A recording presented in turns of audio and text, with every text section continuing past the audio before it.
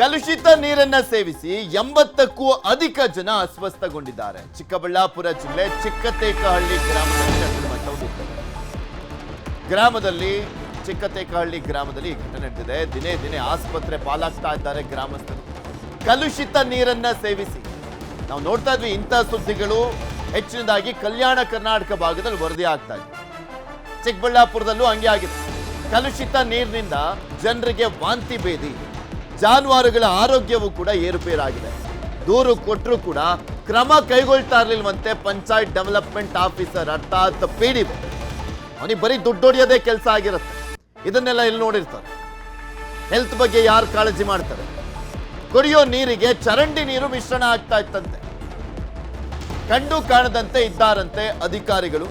ಆಸ್ಪತ್ರೆಗೆ ಅಲೆದಾಡ್ತಾ ಇದ್ದಾರೆ ಚಿಕ್ಕತೇಕಹಳ್ಳಿ ಗ್ರಾಮಸ್ಥರು. ಮೊದಲೇ ಗ್ರಾಮ ಪಂಚಾಯಿತಿ ಅಸ್ತಿತ್ವದಲ್ಲಿಲ್ಲ. ಪಿಡಿಒ ಅಧಿಕಾರಿಗಳು ಮಾತ್ರ ಇದ್ದಾರೆ, ಜನಪ್ರತಿನಿಧಿಗಳಿಲ್ಲ. ಎಲೆಕ್ಷನ್ ಅಂತೂ ಮಾಡಲಿಕ್ಕೆ ಹಿಂದೆ ಮುಂದೆ ನೋಡುವಂತ ಸರ್ಕಾರ. ತಾಲೂಕ್ ಪಂಚಾಯಿತಿ, ಜಿಲ್ಲಾ ಪಂಚಾಯಿತಿ ಎಲೆಕ್ಷನ್ ಆಗಿ ಎಷ್ಟೋ ವರ್ಷಗಳಾಗೋದ್ವು. ಇವ್ರಿಗೆ ಬೇಕಾಗಿರುವಂಥದ್ದು MLAಗಳಿಗೆ ಅವ್ರ ಹಿಡಿತದಲ್ಲೇ ಇರಬೇಕು ಎಲ್ಲ ಅಧಿಕಾರ ಅನ್ನುವಂಥದ್ದು. ಹೇಳೋರು ಇಲ್ಲ, ಕೇಳೋರು ಇಲ್ಲ. ಹೇಳಕ್ ಹೋದ್ರೆ ಆಫೀಸರ್ಗಳು ಸ್ಪಂದಿಸೋದಿಲ್ಲ. ಇದ್ರ ಬಗ್ಗೆ ಇನ್ನಷ್ಟು ಮಾಹಿತಿಯನ್ನ ಕೊಡ್ತಾ ಹೋಗ್ತಾರೆ ನಮ್ಮ ಪ್ರತಿನಿಧಿ ದತ್ತಾತ್ರೇಯ. ನಮ್ಮ ಜೊತೆ ದೂರವಾಣಿ ಸಂಪರ್ಕದಲ್ಲಿ ಜಾಯ್ನ್ ಆಗಿದ್ದಾರೆ. ದತ್ತಾತ್ರೇಯ, ಎಷ್ಟು ದಿನಗಳಿಂದ ಈ ಸಮಸ್ಯೆಯನ್ನ, ಕಲುಷಿತ ನೀರನ್ನ ಸೇವಿಸ್ತಾ ಅಸ್ವಸ್ಥಗೊಳ್ತಾ ಇರುವಂತ ಸಮಸ್ಯೆಯನ್ನ ಚಿಕ್ಕತೇಕಹಳ್ಳಿ ಗ್ರಾಮಸ್ಥರು ಎದುರಿಸ್ತಾ ಇದ್ದಾರೆ? ಹೇಗಿದ್ದಾರೆ? 80 ಜನರ ಪರಿಸ್ಥಿತಿ ಹೇಗಿದೆ? ಪಿಡಿಒ ಏನು ಮಾಡ್ತಾ ಇದ್ದಾನೆ? ಪೃಥ್ವಿ, ಖಂಡಿತವಾಗಿಯೂ ಇದು ಗ್ರಾಮಸ್ಥರು ಪಿಡಿಒ ನಿರ್ಲಕ್ಷ್ಯದ ಆರೋಪ ಮಾಡ್ತಾ ಇರೋದು. ಯಾಕಂದ್ರೆ ಗ್ರಾಮದಲ್ಲಿ ಚರಂಡಿ ನೀರು ಕಲುಷಿತಗೊಂಡು ಸುಮಾರು 80ಕ್ಕೂ ಅಧಿಕ ಜನ ಈಗ ಕಳೆದ 2 ದಿನಗಳಿಂದಲೂ ಸಹ ಆಸ್ಪತ್ರೆಯಲ್ಲಿ ಚಿಕಿತ್ಸೆಯನ್ನ ಪಡೆದುಕೊಳ್ತಾ ಇದ್ದಾರೆ. ಸದ್ಯ ಈ ಘಟನೆಗೆ ಮುಖ್ಯ ಕಾರಣ ಯಾಕಂದ್ರೆ ಪಿಡಿಒ ಅಧಿಕಾರಿಗಳು ಎನ್ಬಹುದು. ಯಾಕಂದ್ರೆ ಕಳೆದ ತುಂಬಾ ಸತಿ ಸಹ ಪಿಡಿಒ ಗಮನಕ್ಕೆ ತಂದರೂ ಸಹ ಆತ ಕೇರ್ ಮಾಡಲಿಲ್ಲ. ಆದ್ರೆ ಕಳೆದ 2 ದಿನಗಳಿಂದ ಈಗ ಆಸ್ಪತ್ರೆ ಪಾಲಾದ ಹಿನ್ನೆಲೆ ಕಳೆದ ದಿನ ಅಷ್ಟೇ ಬಂದು ಗ್ರಾಮದ ಚರಂಡಿಗಳಿಗೆ ಅಲ್ಪ ಸ್ವಲ್ಪ ಇಂದು ಬ್ಲೀಚಿಂಗ್ ಅನ್ನ ಸಿಂಪಡಿಸಿ ಇದರಲ್ಲಿ ಯಾವುದೇ ರೀತಿಯಾದಂತಹ ಸಮಸ್ಯೆ ಇಲ್ಲ ಅಂತ ಹೊರಟು ಹೋಗಿದ್ದಾರೆ.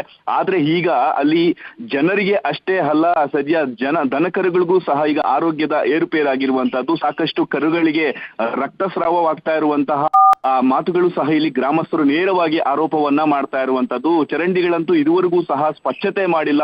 ಒಂದ್ ಕಡೆ ಪಿಡಿಒಗೆ ದೂರು ಕೊಟ್ಟರು ಏನು ಪ್ರಯೋಜನವಿಲ್ಲ.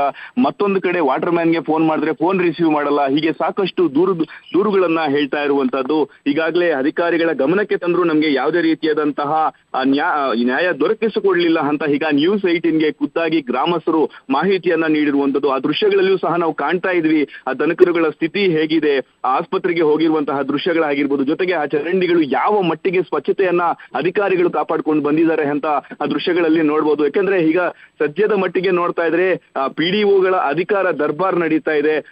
ಆದ್ರೆ ಇಂತಹ ದುರ್ಬಳಕೆ ಮಾಡ್ಕೊಳ್ತಾ ಇರುವಂತಹ ಅಧಿಕಾರಿಗಳಿಗೆ ಯಾವ ರೀತಿಯಾದಂತಹ ಪಾಠವನ್ನ ಕಲಿಸ್ಕೊಳ್ಬೇಕು ಅಂತ ಗ್ರಾಮಸ್ಥರು ಈಗ ಆ ಗ್ರಾಮದಲ್ಲಿ ಒಂದು ರೀತಿಯಾದಂತಹ ಕಲುಷಿತ ನೀರಿನ ಸಮಸ್ಯೆ ಮಾತ್ರ ಅಲ್ಲ, ಒಂದು ಗ್ರಾಮದ ಎಲ್ಲದೂ ಕೂಡ ಸಮಸ್ಯೆನೇ ಇದ್ದಂತೆ ಕಾಣಿಸ್ತಾ ಇದೆ.